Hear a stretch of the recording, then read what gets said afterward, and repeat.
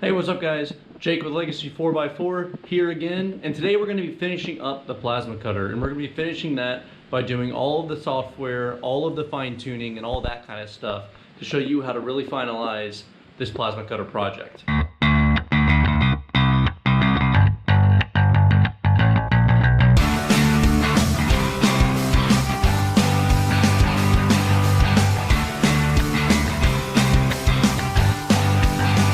I know this video has been a long time coming. I meant to get this video out like months ago. Unfortunately, it just didn't happen. The move coming out here to the new shop, the new house, all that kind of stuff took a little longer than I was expecting. And then I had to wait on some parts and some other things like that to get this all finished up. I apologize for this being really late, but we're gonna knock this out right now. And then we're gonna do some test cuts and show you guys how simple this really can be. I'll also go ahead and apologize in advance. The computer I'm working off of doesn't have any kind of screen capture on it, and it's not strong enough to run both a Linux and also a screen capture program. So you're gonna have to bear in mind that you'll be viewing off of the GoPro there. Quality's probably not gonna be amazing, but I'll try to do my best to get you as clear of a picture of what we're doing as possible. Without further ado, let's go ahead and get started. I'm gonna show you guys first how to set up the PN configuration wizard using LinuxCNC. I'm running the LinuxCNC master branch, but you can do this with any 2.9 or later LinuxCNC model. All of them will have the plasma component built into them already. I'm also not going to show you guys how to actually put LinuxCNC onto the computer. I'm going to only show you how to set up the PlasmaC configuration for LinuxCNC once you already have LinuxCNC installed. I will link a video below that shows in much greater detail how to build the boot drive and how to load LinuxCNC onto a computer. Those videos are like 20 minutes by themselves, and I'm not going to go into that kind of detail for the purposes of this video. Hopefully this isn't too terrible to see on the camera, but as you can see, I already have the LinuxCNC base OS loaded onto this laptop here. So you need to start by pulling up the graphical interface for the LinuxCNC setup. If you go to the top left-hand corner, you can go to Applications, go down to CNC. If you're using the Mesa cards like I am, you're going to use the LinuxCNC PNC configuration wizard. If you're using a different kind of control card, you'll use the step configuration wizard. The PN configuration is specifically meant for the Mesa type cards. You pull it up and you can see here is it, and you'll go ahead and click Start, create a new configuration or modify an existing one. I like to create a desktop shortcut link to the configuration files and also create a desktop launcher. I like this because it's just quicker than having to find the file somewhere. Now this is where you start getting in the actual stuff. So you can call this whatever you want to call this. I'm going to call this base config 2 because this is the second base configuration. Essentially what you're doing at this point is you have to set up a completely functioning base configuration for the CNC machine before you update to the plasma control configuration. So that's what this is. All right. I'm using a Mesa, PCI, Etho, pair port, whatever. You know, I'm only using one of them, so you're going to click Mesa 0 here. You do need to test your base jitter. It'll tell you what your computer is capable of running. Max interval on this computer is 1 million nanoseconds, which is about what this was already set at, so I'm going to just leave it as it was. Down here you do have some default options that you can set up. Require homing, manual tool change. I don't want to leave my spindle on during tool change. Again, most of this stuff will change. I'm not going to really mess with any of this. All that really matters is that you set your servo response time and your base jitter and all that kind of stuff. Make sure it's set for the axis configuration to be X, Y, and Z, and then we want our machine to be in inches. If you wanted to be metric, you can use metric there as well. This part of the configuration specifically refers to the type of graphical interface you want. I am most familiar with axis, so I leave it as is. Position is going to be relative, actual, feedback, yada, yada, yada. All right, default linear velocity. I actually want the default velocity to be 100 inches per minute. Angular can say the same. Minimum velocity will be 10. I'm not doing any of the angular stuff because we're not using angular in any of the motors. They're all linear. Max velocity will be 240. Gedit is just the editor. Leave that as is. Increments is fine. And all of that is Fine. Moving on, pretty straightforward. Those are the easy steps. You can include or not include a custom panel if you wanted to have some stuff to play with. I don't need it. I keep things simple. So, moving on. Now we get into the actual setup for the Mesa card. So we are using a 7976E, which has internal data. The card's address is actually 10, 10, 10, and 10, because that's what we set up already. That's all the same. Number encoders, I have 1, because I have the THC encoder. Step generators is 5, serial ports is 1, channels, yada, yada, yada. All right, this is all good. Accept component changes.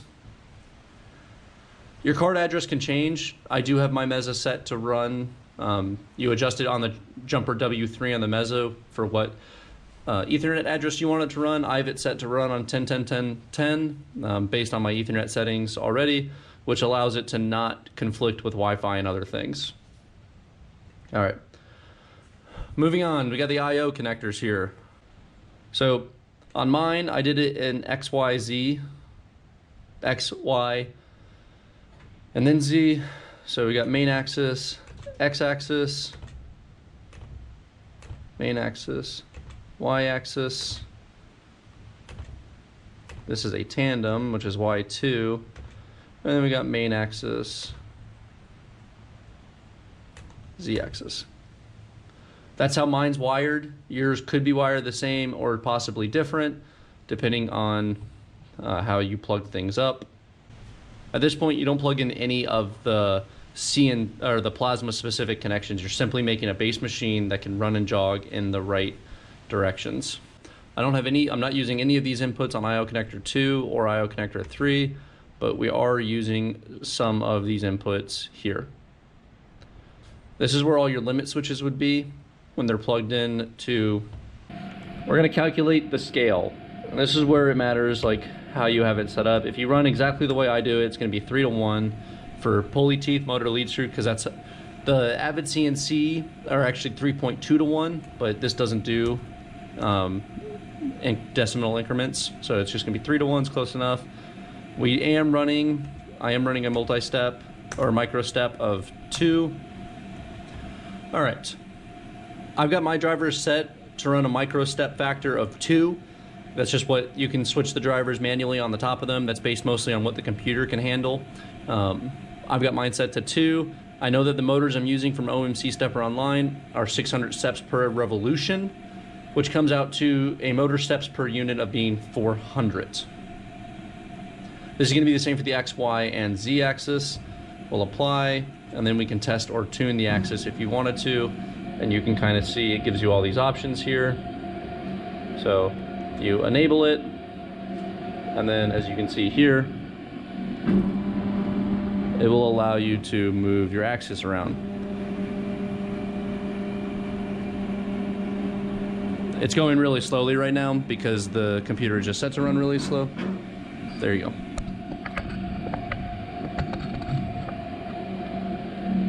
All right. Okay, axis works, all good. So forward, this specifically refers to the limits of the axis. So positive travel distance on this machine is actually 52 inches. This is if you were to set automatic combing, which I'm not gonna set on this machine, I'm gonna do it myself.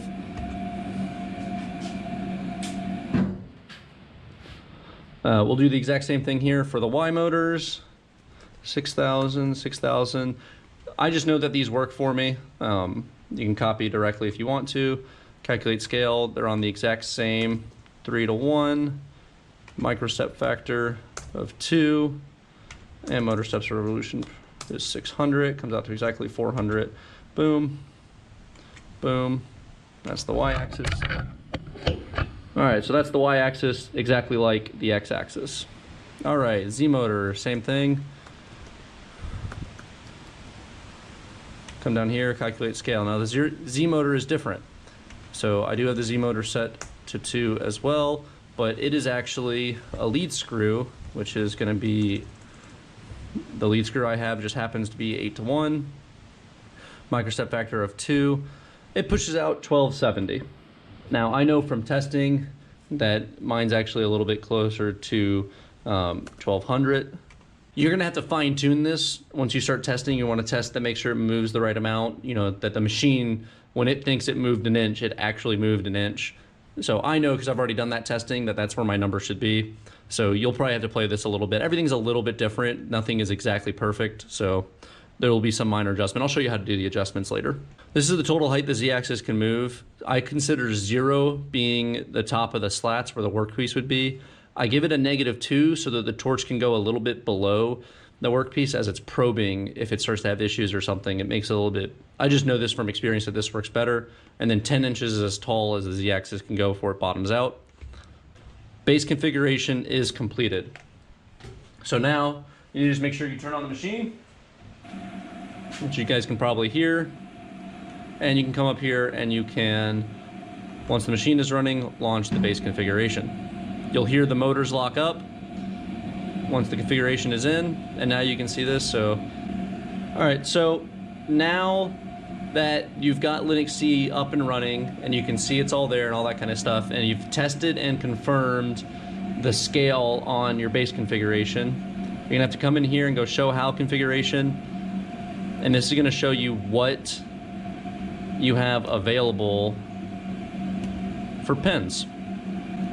So you can see all of the input pins here that are input and output pins that are available for Linux, for that Mesa THC or Mesa card that we have. You're gonna need to know this code address when we get into the PlasmaC setup that we're about to do here in a second.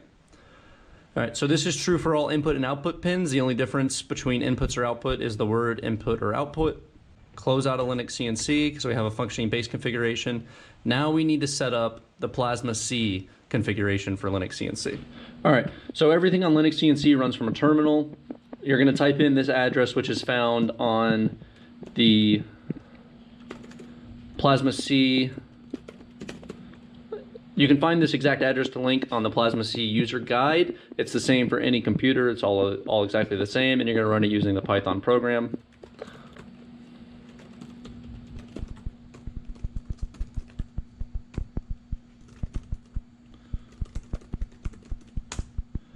If you type it in properly, you're going to get this PlasmaC configurator window to pop up.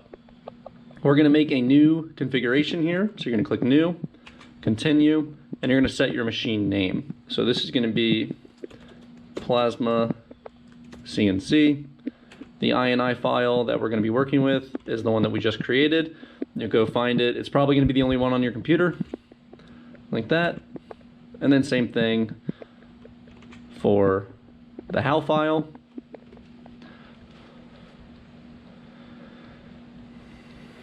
All right, again, you can follow right along on the PlasmaC user guide. It gives you all of this information in detail, but granted, some of it is kind of hard to read if you're not very familiar with what they're talking about. All right, so again, you find your INI file, you find your HAL file, and you named your machine. Now you need to figure out what mode you're going to be using for arc voltage and arc OK. We're going to be using mode number 1, our arc voltage HAL pen. All right, we're using mode number 1 because the THC AD card is going to be providing the THC data, but I have just a single wire going to the Mesa card coming from the plasma cutter telling it that the arc is okay. All right. Now this is where those addresses come in.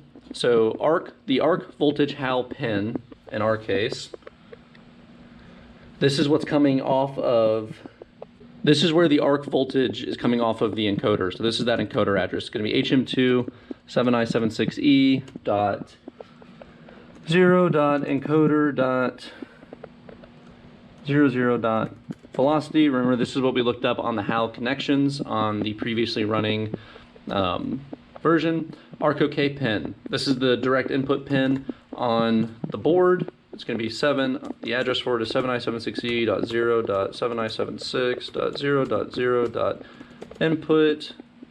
I have mine wired into input 08. All right, torch on.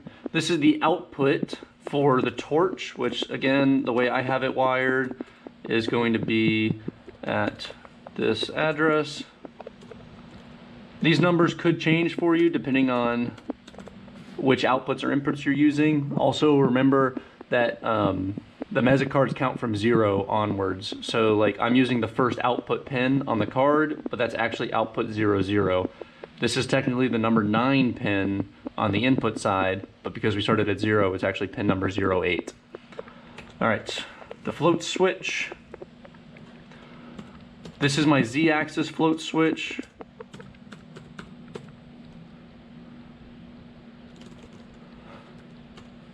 All right, this is just where I had the limit switch for the Z-axis wired into. I know that it's input pin number 6.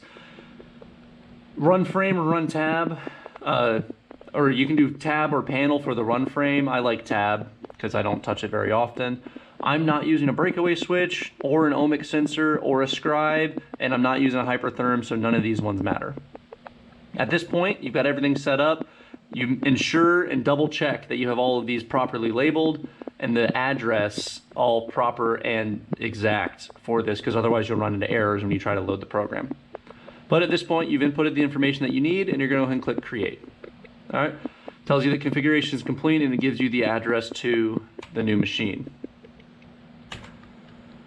So you can run it from the terminal if you want to, but we're going to go in here and I'll show you where it's at. So LinuxCNC, configs, PlasmaCNC, and you can see in this we have all the same files and then a little bit extras from the base configuration. All right. What PlasmaC, what the configurator does is it takes all of the information from your base machine and then creates another machine using that as the original documents. So that's why the base machine needs to be perfect before you start the PlasmaC configurator. All right, once it's all done though, now you're ready to start the machine and start doing the initial configuration. I know that all this can be really dry, and I know that it's hard to look at the computer screen through the GoPro. So quick recap of what we've done thus far, and then we'll move forward to actually configuring the Plasma component of LinuxCNC. So up to this point, we created a base configuration for a basic CNC machine using the plain old LinuxCNC platform. We did it through that graphical interface of the PN configuration window. By doing that, we set up the scale and the resolution and the basic machine dimensions and the limit switches for all of the Mesa hardware and for all of the hardware that we're using on the machine.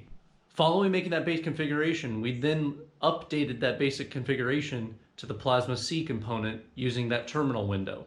By doing that and then adding in our Plasma specific instructions, we now have a base functioning Plasma machine. So now all we have to do is do some final configuration and some final testing for that base machine, the base PlasmaC machine, and then we're done. The reality of it is that you will have some issues, you will make mistakes the first couple times you do this. It took me a while to get comfortable with the LinuxCNC platform. Now we're going to get into the Plasma component and configuring our now functioning machine.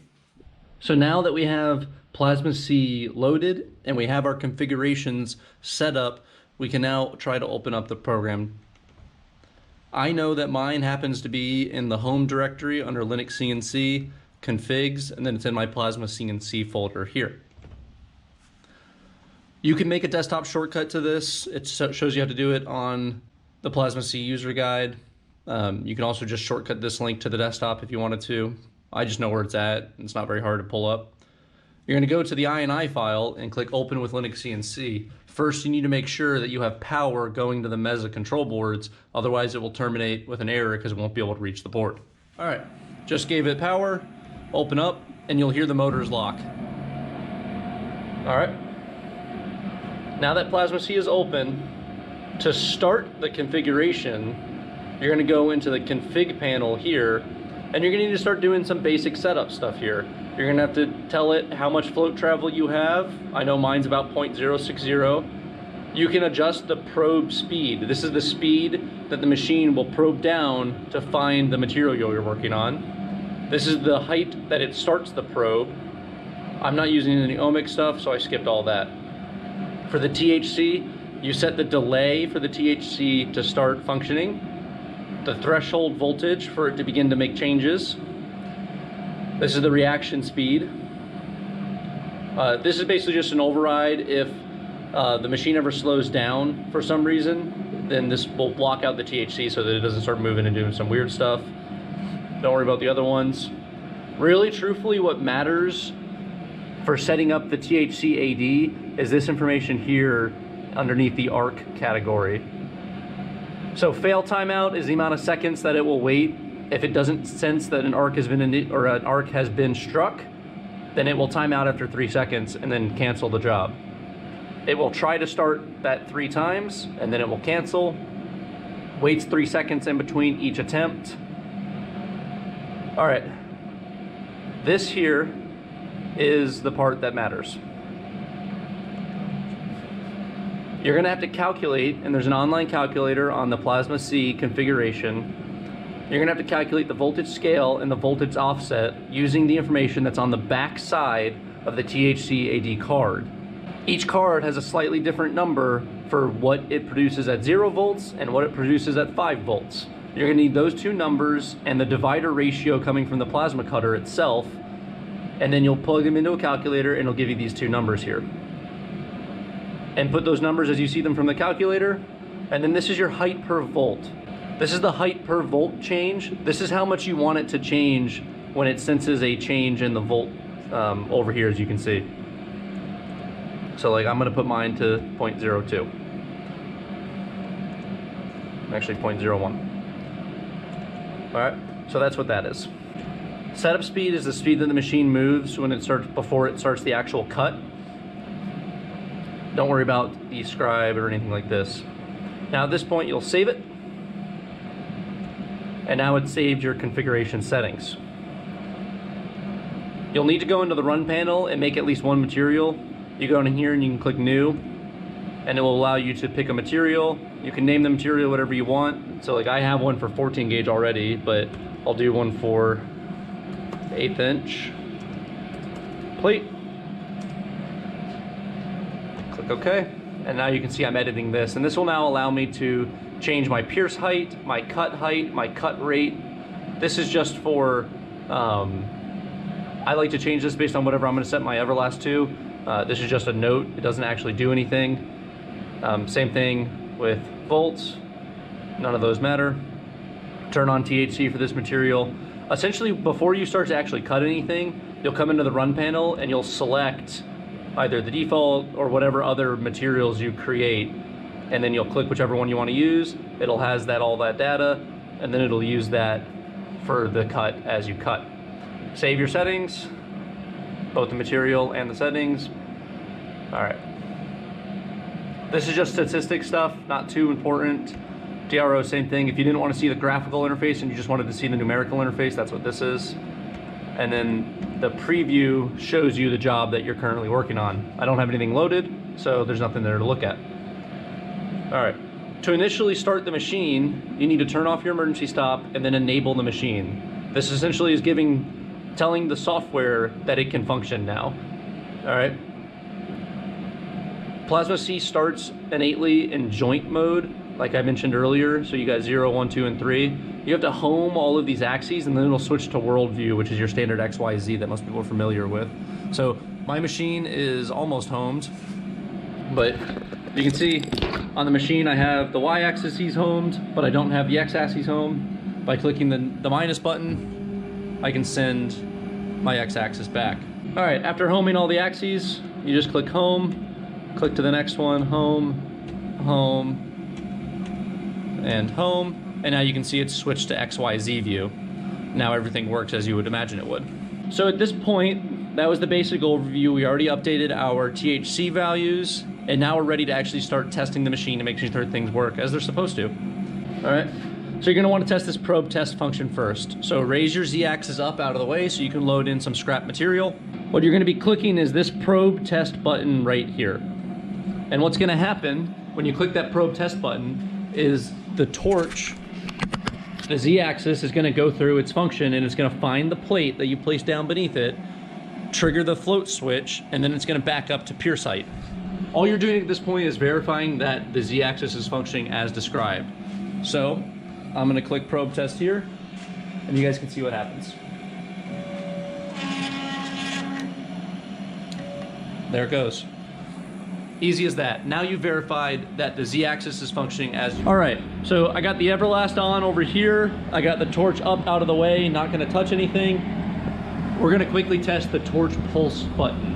So you can adjust the length of the pulse. I have it set to 1 second. We're just gonna keep it at that. I just need to see that it tries to fire. I don't want it to actually like fire or risk blowing through a set of consumables because I let it run for too long. All right, an important note, the torch pulse button does not work and no torch will ever fire if you're running a program if you don't have the torch enabled in the bottom left-hand corner here. So you gotta make sure you click that to turn it on. That is a safety feature. It's designed that way so if you wanted to run a dry cut pass first without having to burn any metal, that's what that's there for. Anyways, with the torch enabled and the plasma cutter on, now it's time to see if it works.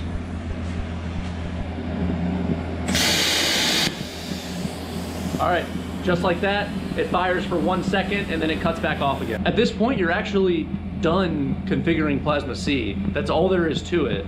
Remember, most of the configuration of all of this, all of the setting the scale and all that kind of stuff actually comes during the base configuration prior to even updating to the PlasmaC configuration. Anyways, now we're gonna do a test cut and we're gonna see how well this thing does cutting out a small shape. So PlasmaC is pretty cool. If you come back here to the extras panel, they have conversational shapes that you can adjust on the fly. So if you click here, conversational, it gives you a whole bunch of just really basic shapes and patterns that you can use to do some really simple stuff without having to go to another computer to draw up some G code. So like for example, you can do a circle, you set the origin, wherever you want it to be, have it measure from the bottom left, and we'll just do a little 3-inch circle here, like so. You'll be able to preview it and you can see it pop up here and it shows you from the home position how this is gonna cut. Click add and then send. Go back to your preview panel and you can see that it's now on the screen to see what you're gonna cut. You also can see all of the G code down here for this cut. I'm gonna go grab a piece of scrap metal and we're gonna cut out. All right, so at this point, to run a program, all you need to do, before you run any program, you load in the G code, go to the run panel, ensure that you're running on the correct cut parameters. So I'm using a piece of 14 gauge scrap metal, so it's gonna be on my 14 gauge cut parameters.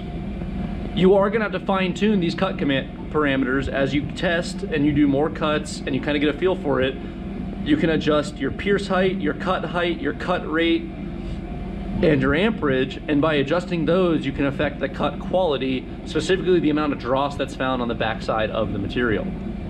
So you gotta play with these a little bit. Go to the run panel, set it up there. Go back to your preview panel. I like to see this as I cut anything so that you can see the machine's path as it goes. Ensure that the torch is enabled, the machine is completely homed, and then once you're ready, you're gonna click play. I'm gonna turn the Everlast back on and we're gonna cut out this little circle.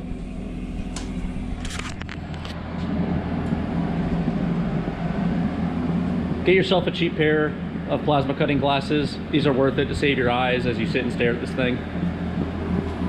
Well, anyways, over here, we're gonna click play and the machine's gonna go through its business.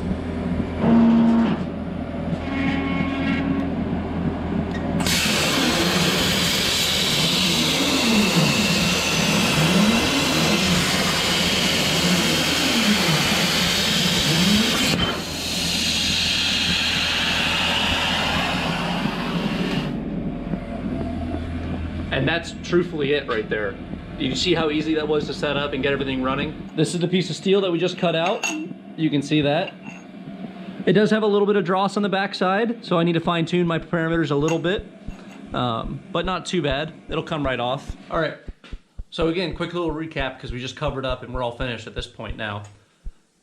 Take your time setting up the base machine configuration. That is the configuration that actually really makes all of the difference when you're setting up a plasma cutter. That base configuration, you need to measure again, and measure a third time and make sure each of the axes are working exactly as far as they think they're supposed to, that everything is functioning as you want it to, that all your limit switches work as you want them to. That's where you're gonna make or break a plasma configuration once you update to it. It's much harder to make changes to those kind of things once you have a running plasma cutter than it is to just start from scratch with a new base configuration.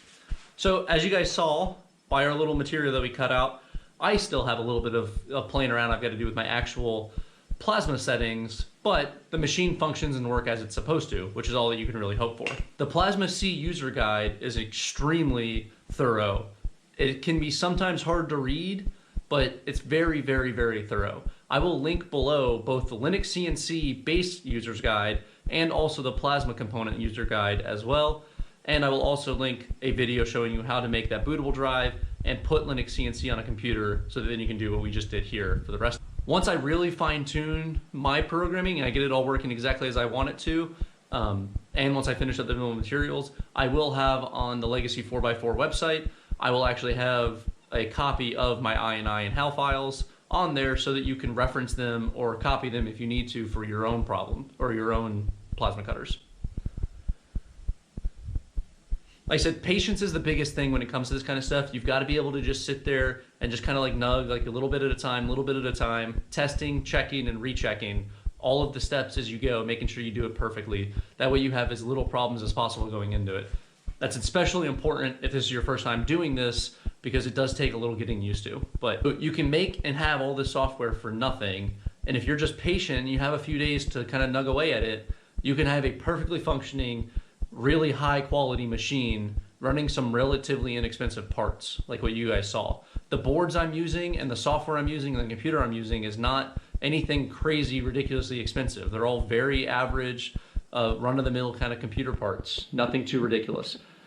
The point of this video is to show you that the software is achievable. That's where a lot of people get caught up, I find, when they do plasma builds, is they get lost with the electronics or they get lost in the software portion of it. And then they choose to go with one of the off-the-shelf programs, which those off-the-shelf programs work, but you don't have quite as much control as you do with like the Linux and Plasma configurations. Like always with any of these Plasma videos, write any questions you might have down below. I can explain why I did things or more in detail how they work. There's also a really good support for PlasmaC on the LinuxCNC forums. So if you join that and you have questions as you build, there are guys on there on the LinuxCNC forum that have actually wrote parts of the LinuxCNC base code.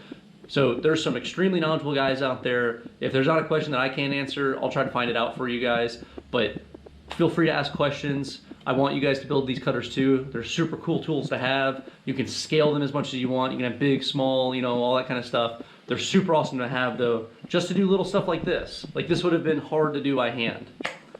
Or like jobs like this for other guys where I had to cut 7 identical circles out of an F-150 bed.